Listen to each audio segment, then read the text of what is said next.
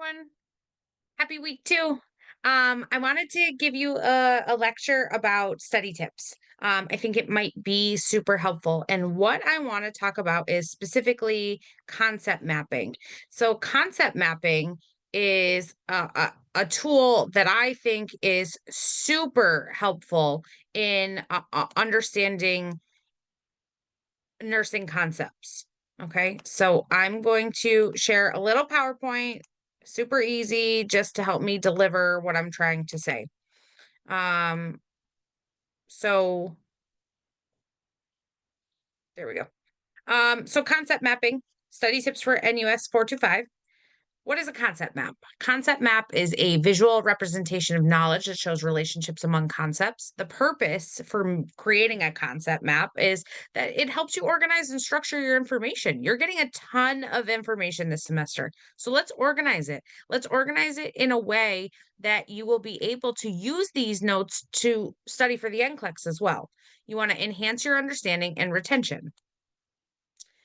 So it's super important in nursing concepts. I touched on that already. You can it helps you a visual learner. Like I'm somebody who has to write things down to learn, and building a concept map and handwriting things is super helpful. But also if you just learn visually and you want to create like these grandiose types of visual aids, that's super helpful too. Like whatever works for your learning style is how you should do it. Some people type, some people can talk to text, whatever works, but then you'll have all the information on a one-page sheet to study from. Critical thinking. It encourages analysis and synthesis of information. And then for patient care, you really understand these complex patient scenarios. So you could, the focus this week is cardiovascular. So when you hit clinical, you can take these sheets that you've created and really understand the process of care and look to see if the interventions that we talk about are happening. Does the treatment plan, does that align with what we're talking about? Does the diagnostics align with what we've talked about? Because it will really help understand that patient care. So, how do we create a concept map? We identify our topic. So, for this week, it's cardiovascular disease. We brainstorm the concepts. So, the concepts are all those titles that we're going to focus on of those disease process. We're going to organize them hierarchically. So, we'll have cardiovascular disease at top, and then we'll move down through um, the different concepts, and we'll touch on that in a minute. We draw relationships. That's really going to help you to understand you. I don't expect you to verbatimly be able to tell me everything that I tell you, but you have to look for the things that make these disease processes step out from the others. But then also color code the ones that are all the same. So like for all cardiovascular disease, we're going to do A, B, and C. And then for endocarditis, we're going to do this, and then for myocarditis and pericarditis, we're going to do this. Like that's going to help you understand these concepts and be able to recall this information. And then label your connections, right? So, tips for effective concept mapping: keep it simple, avoid clutter, use clear, concise language, use colors and shapes to differentiate the concepts and categories visually, and revise your concept map as new information is learned. Okay, so we're going to stop sharing, and then I'm going to share with you my screen here. I want to make sure that I'm on the screen. We're going to This is where we see that hierarchy that I was talking about. So this is like a sheet that you can make that will live on top of all of your other sheets, right? So this should be it. I'm old and I liked binders. So cardiovascular disease, right? And this is just a quick and dirty hierarchy that I created. In preparing for this little bit of a review. So cardiovascular disease is our topic. And then we have endocarditis, pericarditis, myocarditis, and all the other things that we're going to talk about. So like we can even add in a box. Let's duplicate this, and then wrong duplication, duplicate this, and then this is here, and then we'll put um valvular dysfunction. Okay. So we know that that's part of cardiovascular disease, so we'll make a line to cardiovascular disease. But what else do we know? Do we know that endocarditis is a product of valvular dysfunction? I mean, kind of. So we could like color these, say we color these pink, right? So now we know that, and you could even do half and half, right? Um, so you could do that, right? And then endocarditis branches into infectious and non-infectious, but your book calls it rheumatic. So infectious and rheumatic, right? And then we can list all the things that we need to talk about. So that you have a one pager. That's all this should be. Maybe two. There's a lot of concepts, but one page, right? So as we dive into the let me find my concept map now.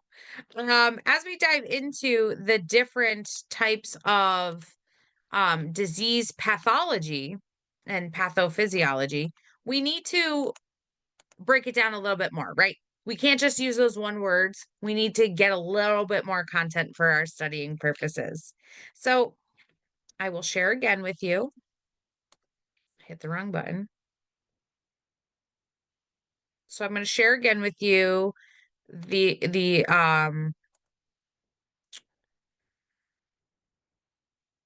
this is a concept map I like. Some people like bubbles with squiggles, some people like spider webs. My linear brain needs a sheet of paper like this. So there are plenty of options. Look at online what you might need, okay? So I'm gonna put a text box here for disease because I want to show you how to use this. Um, so in this box here, you will type in the definition of endocarditis.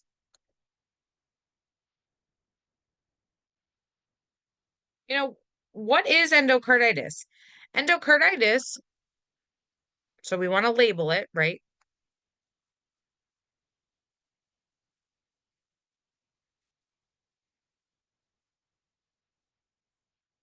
Inflammation of the endocardium. And it can be infective, infectious, and non-infectious endocarditis, right?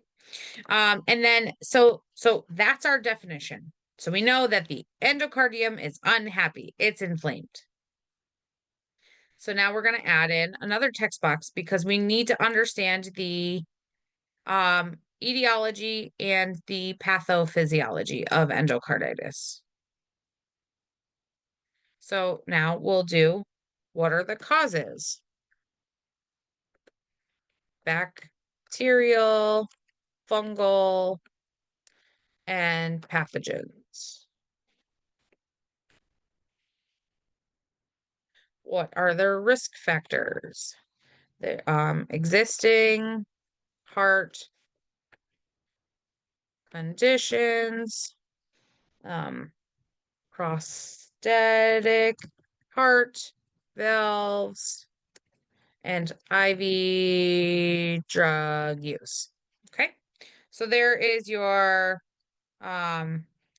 that's your etiology and pathophysiology. Obviously, if you were writing this or typing this and you were not just doing it like this, it would fit into the box and it would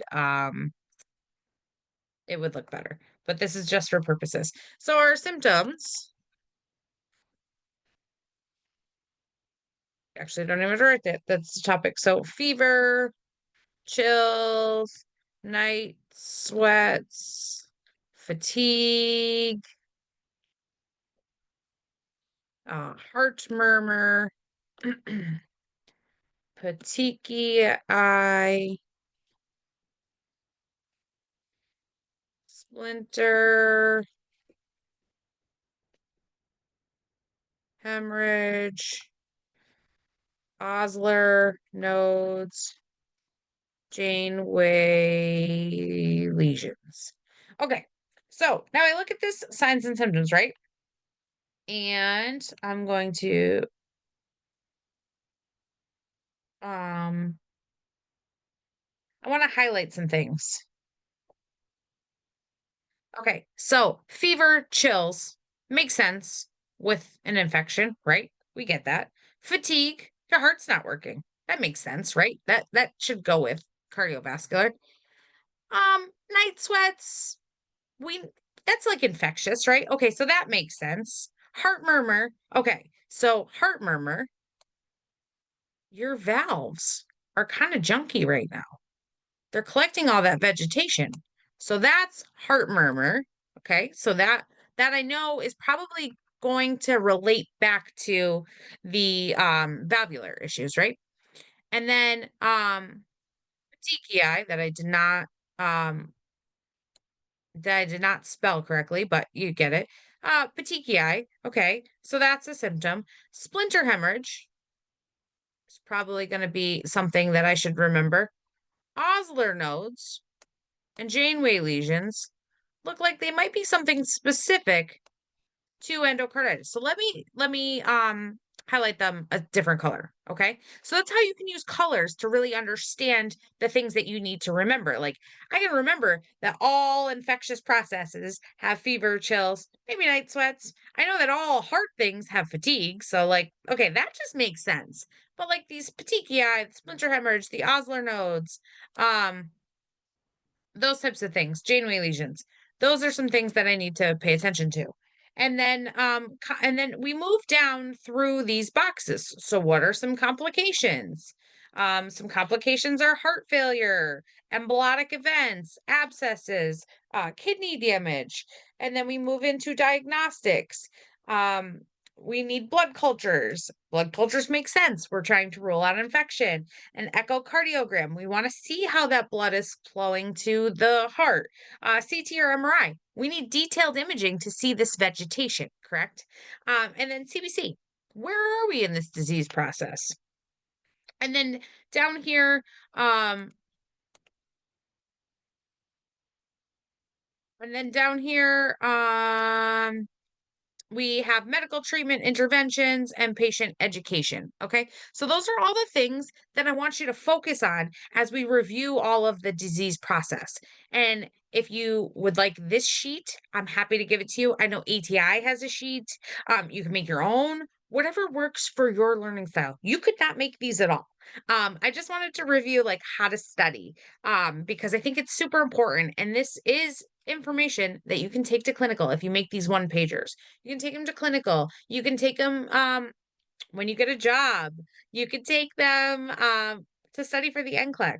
So it's just really helpful information that I think you need to know, and it will help you draw um, from your understanding. If you can not focus on the things that, okay, all infections get blood cultures. All heart problems should have fatigue. Your heart's not pumping properly. Um, Once you understand those concepts and then you highlight the things that are specific to this disease process, it's less information you have to cram into your brain because you already have the basic foundations from last year. Okay. So I hope this is helpful. If it is and you want my sheet, happy to send it. If it's not helpful and you want to ignore it, that's totally up to you. Whatever you need to do. Okay. So have a great day. I'll see you in the next video.